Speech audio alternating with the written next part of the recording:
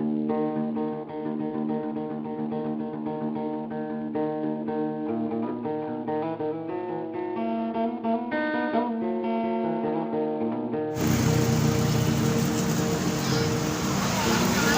siang, selamat berjumpa kembali bersama channel Bang Kumis Berbagi edisi 16 Desember 2020. Kali ini Bang Kumis Berbagi ada di kantor Dinas Perikanan Kabupaten Pandeglang, Provinsi Banten, mana mau mempertanyakan beberapa persoalan yang perikanan di Kabupaten Pandeglang.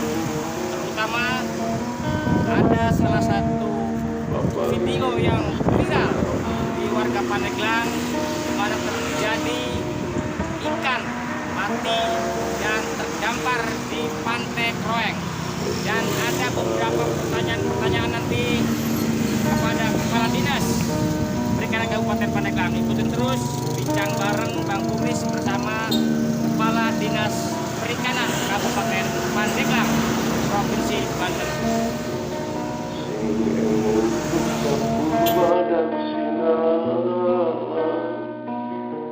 Binamkan diri ku mengerti dunia, tetapi kudrat iradana berurip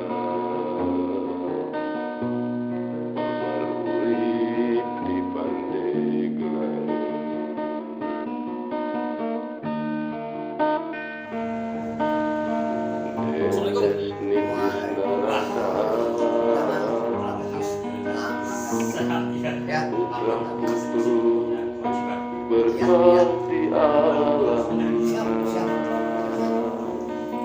Beberapa hari ini ada satu video yang viral, Pak, jadi pembicaraan publik, ya, khususnya Pandeglang karena di situ tempat pariwisata. Betul. Nah, dengan adanya ribuan ikan yang mati di Pantai Kroeng, Pak, ya, netizen bertanya kepada Bang Kumis apa penyebabnya, agar masyarakat tidak resah dengan beberapa spekulasi. Namanya warga, Pak, ya.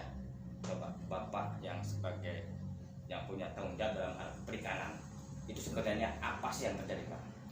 Ya, baik, saya ingin jelaskan video yang viral beberapa hari yang lalu. Kalau tidak salah itu hari Selasa, ya. Selasa, Senin kemarin, ya. Dimana video itu juga membuat heboh dan mengait-ngaitkan dengan gejala alam dan sebagainya lah, termasuk dikaitkan juga dengan kejadian di Aceh dan sebagainya. Saya ingin menjelaskan bahwa ikan-ikan yang berada di pinggir pantai Kroeng malah sempat ke daratan, itu diakibatkan oleh tenggelamnya salah satu kapal milik yang dinakodai oleh warga kampung Lelang Baru, ya, Desa Panimbang Jaya, Desa Panimbang Jaya, Kecamatan Panimbang, yang kebetulan dia menakodai kapal Seri Rahayu, dan pada kapal itu juga ada ABK-nya 4, ada Pak Wanda, ada Pak Herman, Pak Oleh, Pak Andi, dan Pak Sono. Nah, pada saat berada di perairan Kroeng tadi, kebetulan kapal ini dihantam ombak 2 kali. Kejadian itu pada hari Selasa seminggu yang lalu, itu tanggal 8 Desember, H-1 pilkada lah.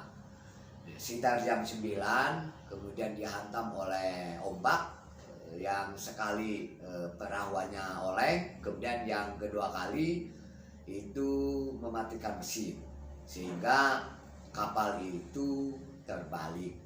Nah, di dalam kapal itu ada 1,5 ton ikan.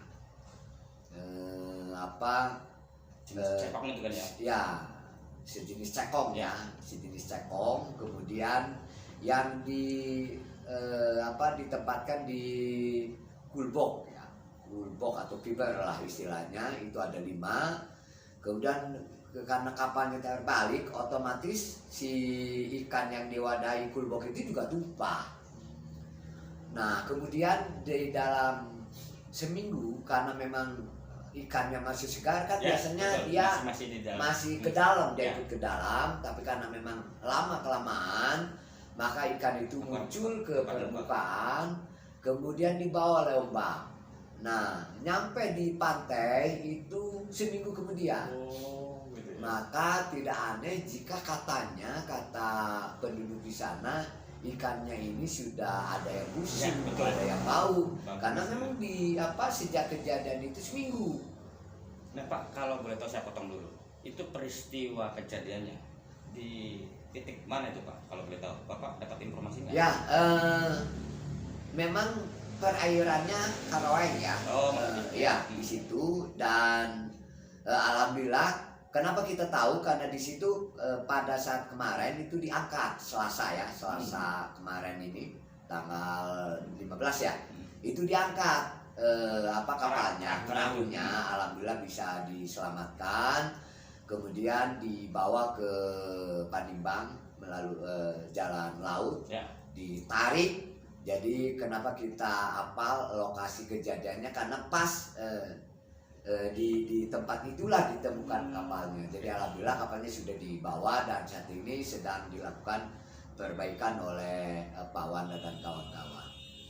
Nah, oke Pak ya. Jadi sudah jelas kesimpulannya bahwa ikan yang terdampar di Pantai Karawang itu bukan karena faktor hal-hal yang dikaitkan dengan mitos ataupun termasuk limbah. Ya, betul. Itu murni kecelakaan sebuah kapal nelayan yang membawa 1,5 ton. Ya, betul. Ikan dan tumpah. Oke Pak. Ya, jadi memang saya ingin menjelaskan kenapa ini dikaitkan, karena memang dekat PLTU, ya, betul. Limbah, kemudian kejadian di Aceh ini tanda-tanda dan sebagainya.